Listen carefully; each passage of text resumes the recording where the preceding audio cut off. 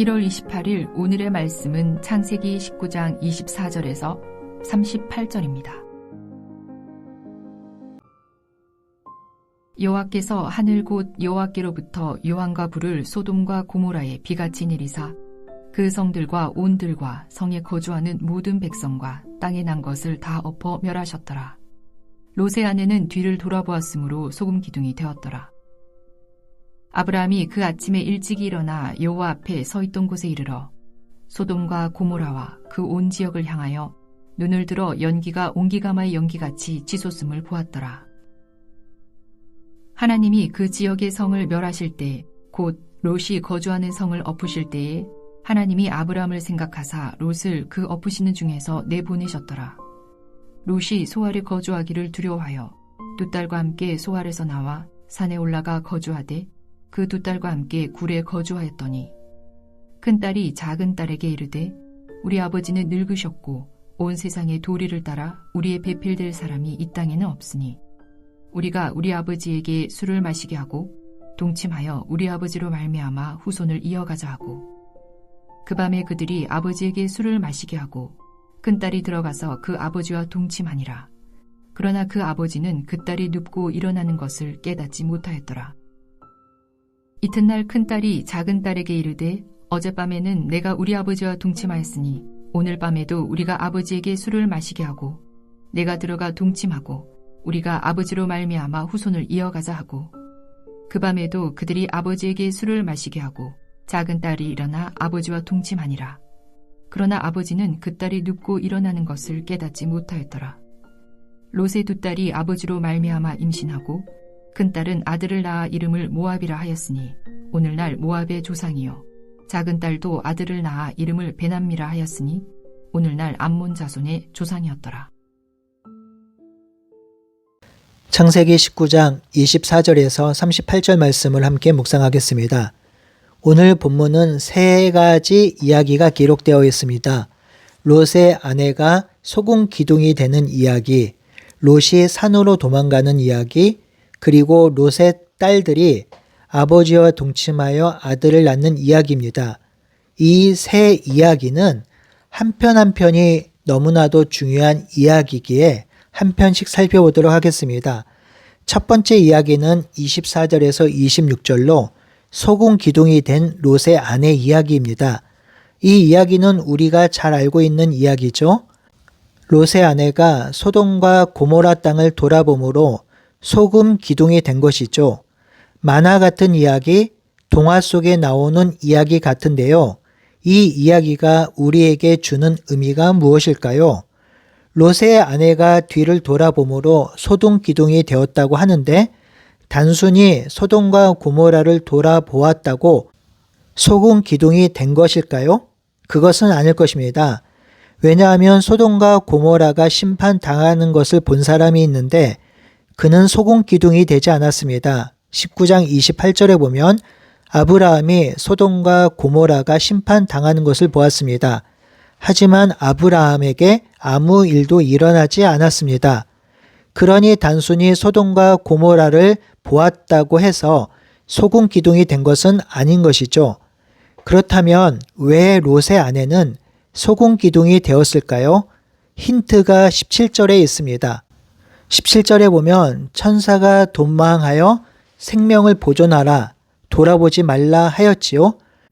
그러니 롯의 아내가 소금 기둥이 된 1차적인 원인은 천사의 말을 듣지 않은 것이지요. 그런데 천사가 돌아보지 말라고 한 의미는 그 땅에 미련을 두지 말라, 그 땅에 두고 온 것을 아쉬워하지 말라는 의미가 있습니다. 그러니 롯의 아내가 그 악한 땅의 심판을 보면서, 그러니 심판당하는 것을 보면서도 그 땅을 다시 돌아본 것은요, 그 세상을 여전히 동경하고 그 세상에 미련을 두고 있었단 말입니다. 왜냐하면 그 땅은 여호와의 동산 같았고 애굽 땅 같았기 때문이죠. 그래서 그 땅에 미련을 두고 있었던 것입니다. 그 땅에 미련을 두고 그 땅을 동경한 롯의 아내의 결말은요, 소금 기둥이 된 것입니다. 그러니 이 사건의 의미는 세상 나라에 미련을 두고 세상 나라를 사모하는 자는 하나님의 나라에 들어갈 수 없다는 말입니다.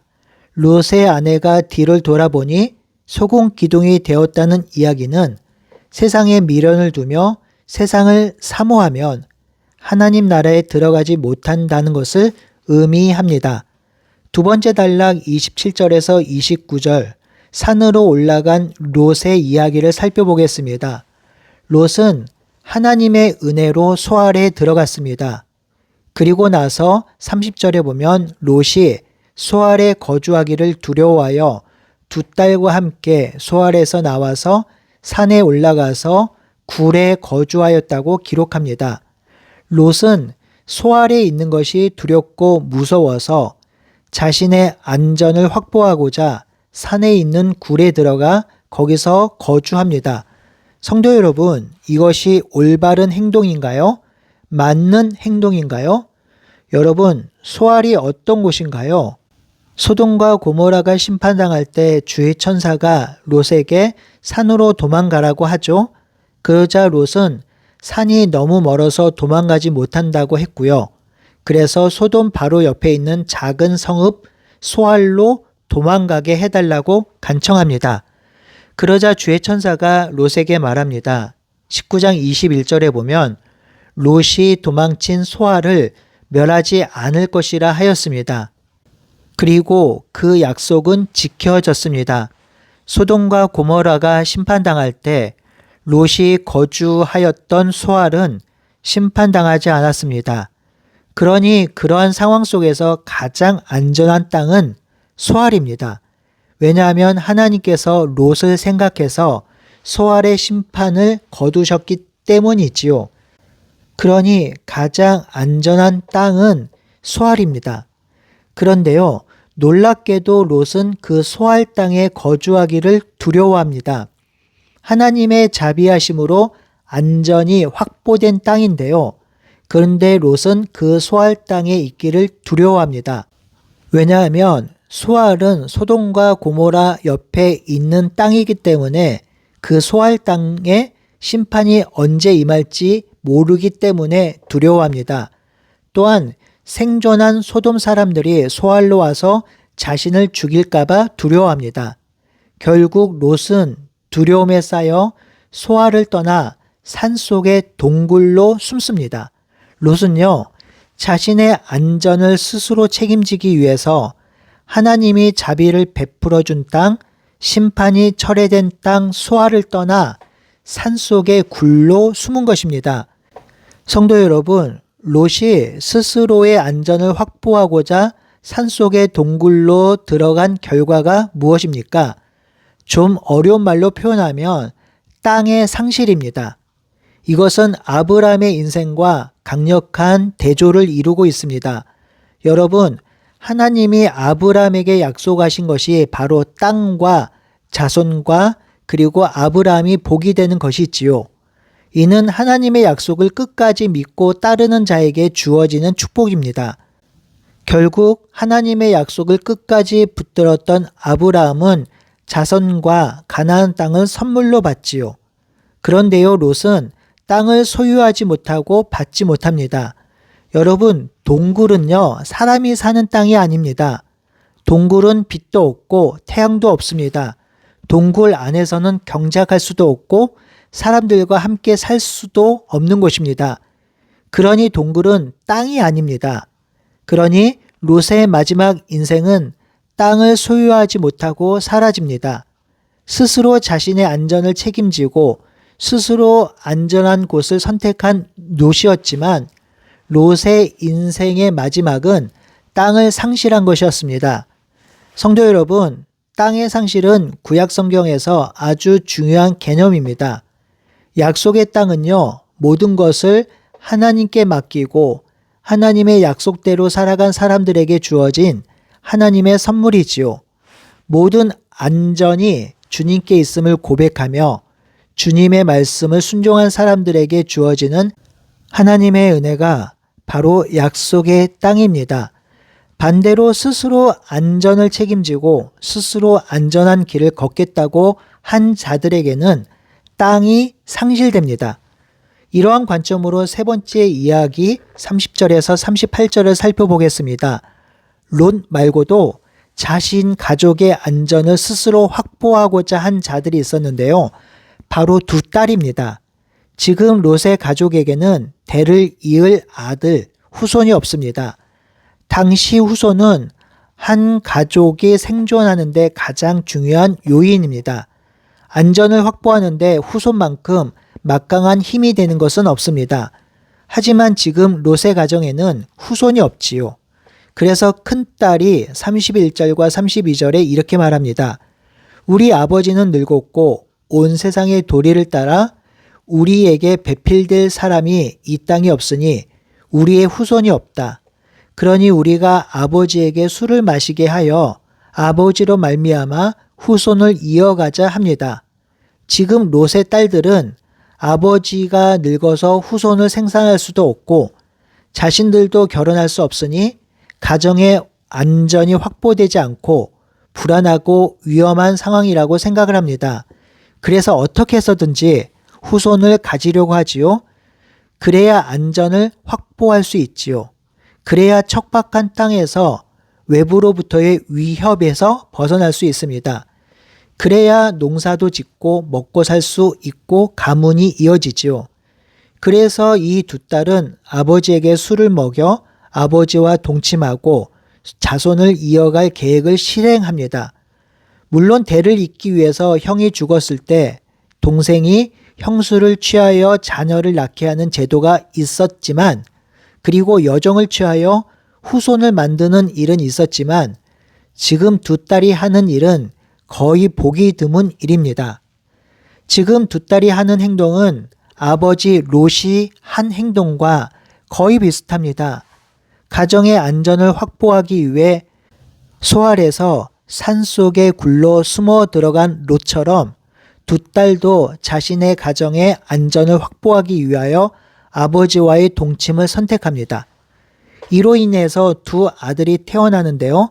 첫째 딸에게서 태어난 아들이 모압이고 둘째 딸에게서 태어난 아들이 베나미입니다. 이들은 모압과 암몬 자손의 조상이 되었지요. 구약 성경에서 모압과 암몬은 이스라엘 백성과 항상 원수였고 서로 죽이는 관계가 되었습니다. 이 모압과 암몬의 탄생은 롯의 딸들이 행한 것이 불법적이고 부정하다는 것을 보여주는 예입니다. 이 사건 또한 아브라함의 인생과 극렬한 대조를 이루고 있습니다. 이 소돔의 심판이 일어날 때 아브라함이 99세였습니다. 18장 11절에 보면 아브라함과 사라는 나이가 많아 늙었고 사라에게서는 여성의 생리가 끊어졌다고 합니다. 아브라함에게도 자식이 없었습니다. 하지만 하나님 안에 있었던 아브라함에게는 하나님의 언약의 자손이 태어납니다. 바로 이삭이지요. 이삭은 언약의 자손으로 그리스도의 계보에 들어갑니다. 하지만 스스로의 안전과 스스로 잘 살아가려 했던 두 딸에게는 결국 후손이 주어지긴 했지만 이방 족속으로 이스라엘 백성과 하나님의 백성과 원수가 되는 후손이 되고 맙니다. 18장과 19장의 이야기는 하나님 안에서 언약을 붙들고 살았던 아브라함과 자신의 안락과 번영과 안전을 위해 스스로 결정하고 스스로 잘 살아보려 했던 롯의 인생을 선명하게 대조하여 보여줍니다. 하나님 안에서 언약을 붙들었던 아브라함에게는 약속의 땅과 약속의 자손이 보장되었습니다. 그리고 복이 되었습니다. 하지만 자신 스스로 안전을 택한 롯은 땅을 상실하고 하나님의 백성과 원수가 되는 자손을 남깁니다. 그리고 그는 역사의 뒤안길로 사라집니다. 창세기 저자는 이 말씀을 읽는 독자들로 하여금 아브라함과 롯의 인생을 대조하면서 롯의 인생을 반면 거울로 삼길 바랬습니다. 인간 스스로 자신 스스로 안락과 번영과 안전을 책임질 수 없으며 오직 하나님 안에 하나님과 함께 하나님의 말씀 안에 있을 때 안락과 번영과 안전이 보장됨을 깨닫길 원했던 것입니다. 사랑하는 성도 여러분, 이 세상은 안전하지 않습니다. 흔들리는 세상입니다. 많은 위험과 문제가 도사리고 있습니다. 특별히 하나님의 백성이 하나님의 말씀대로 살지 못하게 하는 세상입니다. 이런 세상에서 우리는 우리 스스로 안전을 확보할 수 없습니다. 내가 아무리 안전하게 만전을 기하고 단돌이 한다 하여도 안전이 확보되지 않습니다. 우리에게 가장 안전한 곳은, 우리의 안전이 보장되는 곳은 바로 하나님의 안이며 하나님의 말씀을 굳건히 붙들 때, 하나님의 말씀을 듣고 순종할 때입니다. 우리가 하나님과 동행하며 하나님의 말씀을 붙들 때 우리는 안전을 누릴 수 있습니다. 안위를 누릴 수 있습니다. 그 안에서 참된 평안과 위로를 누릴 수 있습니다. 우리의 안전은 우리 스스로 얻을 수 없고 우리의 안위는 세상이 가져다 주지 않습니다. 우리의 안전은, 그리고 우리의 평안은 오직 주께 달려 있습니다. 주님 안에 있습니다. 주의 말씀에 순종할 때 누리고 얻어질 수 있습니다. 이 남은 한 주도 주님만이 우리의 산성과 반석이 되심을 고백하며 하나님 안에서 안전을 누리며 하나님이 주시는 평화를 누리며 살아가는 우리 모두가 되길 바라고 소원합니다. 기도하겠습니다. 하나님, 자기 스스로 안전을 선택하며 잘 살아보려 했던 롯의 인생과 하나님의 말씀을 붙들고 살아갔던 아브라함의 인생이 대조되어 보여집니다. 우리가 어떤 인생을 살아가야 할까요? 하나님, 우리가 하나님 앞에 붙들린 바 되게 하시고 하나님의 말씀 안에서 하나님과 동행하며 살게 하여 주시옵소서. 예수님의 이름으로 기도드립니다. 아멘.